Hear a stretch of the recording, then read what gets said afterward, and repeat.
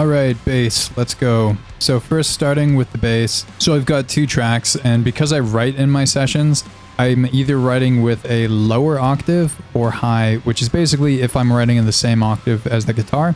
A reason I might do that is if I'm playing guitar in double drop C sharp, I'm going to really like the bass in that octave, whereas if I'm playing in drop F sharp, I'm going to like the bass an octave below because it kind of gives it a more thick sub-extended range. So in this song, I'm using the lower octave in F sharp. I've got my DI sound here.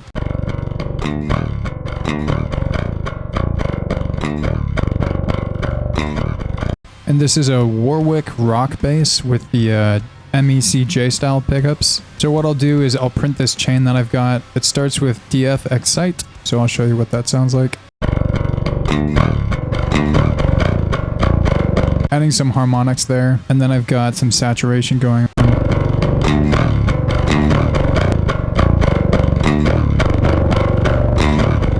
And then I've got a soft tube VCA compressor. I actually never realized how much gain reduction it's doing. It's lifting some heavy weight, and that's going into parallax. So before and after.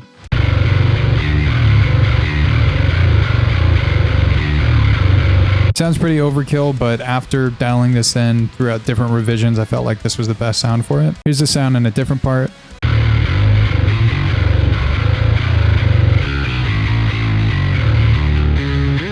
So now that I've got that, what I'll actually do is print it all and get it in that, and I'll set it up in all these different tracks. So once I've got it added to the different tracks, I'll just start with the grit. So this is going to be my mid-range track. I'm actually separating the low end and putting that in something called sub. So this is it. I'm going to be doing very little on this one. So I'm just cutting out the low end basically. And that's at 170 Hertz up until 12,000. And then I'll be adding the sub into this extra one. So for the main part, I'm going to be doing a low pass somewhere around the same area, and then making sure the low end doesn't extend much more than 20 Hertz. Some other things I'm doing with the sub track is I'm adding some saturation to it with Saturn, which is going to make it sound a little bit thicker and less dynamic. And for the choruses, I'm actually adding another one, which is called low ender, which is going to add some frequencies an octave under the normal frequencies that it's got. And then lastly, that's all going through a pretty extreme limiter. So I'll show you what all of those sound like off and on, starting with low ender for the chorus. So off.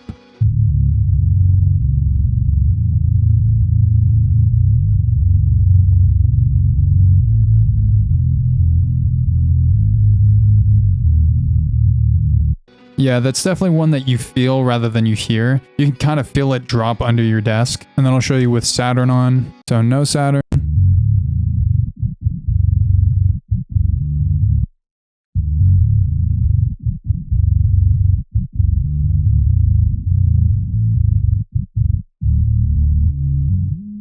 Yeah, it's pretty much just making it fatter. And then the limiter is doing a lot of weightlifting if I remember.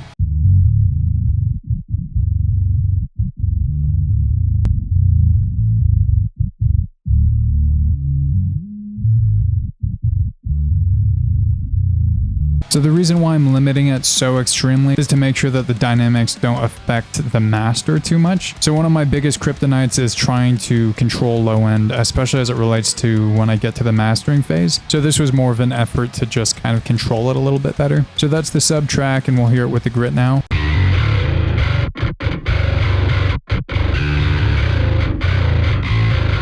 So it sounds like a clankier, a little bit more crazy version of the parallax track that we had.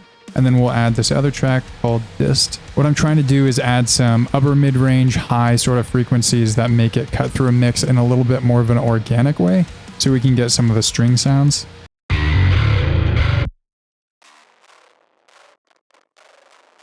You can barely hear it, but it's just like this sort of like jangly, fuzzy sound. So the way I'm doing the Dist effect is I'm adding Saturn and a pretty heavy application, and then I'm running that through Soothe so it's not so annoying, and then cutting off everything below 590.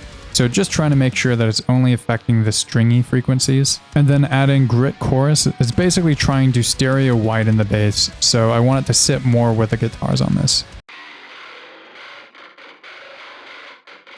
And then with everything else. It's really subtle, but I'll show you how I do it. So I've got Pro Q, I've got it cutting out all the bass and the body, and then I've got Soothe, just to make sure I'm not adding any annoying frequencies to the left and right. And then I've got that running through Sonics Thicken and Widen, and then lastly, Soft Tube Widener. All that is basically going to give it a good stereo spread. So here's all of it together during the chorus.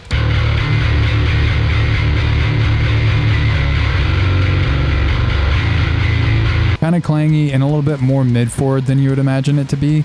And I think the reason for that is when I was tracking it, I wasn't only playing the lower string, but I was playing an octave above it too, in kind of a chord. The reason I like to do that with thicker choruses like this is it kind of glues the mid-range together with the guitars. So on the bass bus, first I've got Soothe, so that's just going to make sure I didn't miss any annoying frequencies here.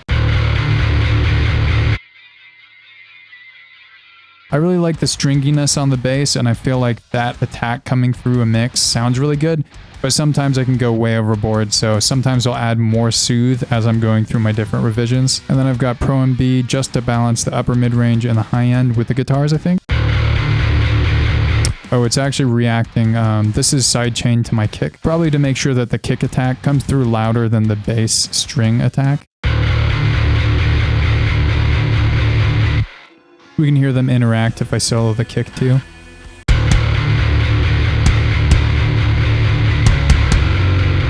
Doesn't mean as much without the whole mix going on, but it'll make sense later. And that's going through another Pro and B.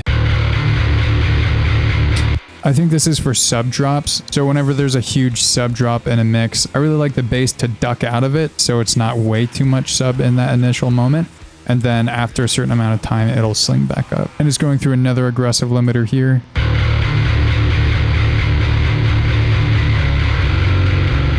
Okay, it's not as aggressive as I thought it was. So it's just reducing about -2, I think.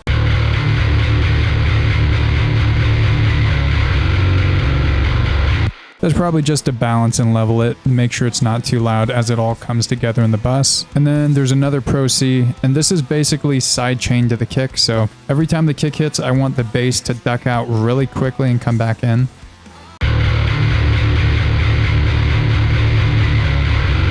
What that's going to do in a mix is make the kick sound a lot more impactful and punchy, rather than fumbling over frequencies with the bass. And then lastly, it looks like I had some annoying frequencies, so I'll play those off and then on.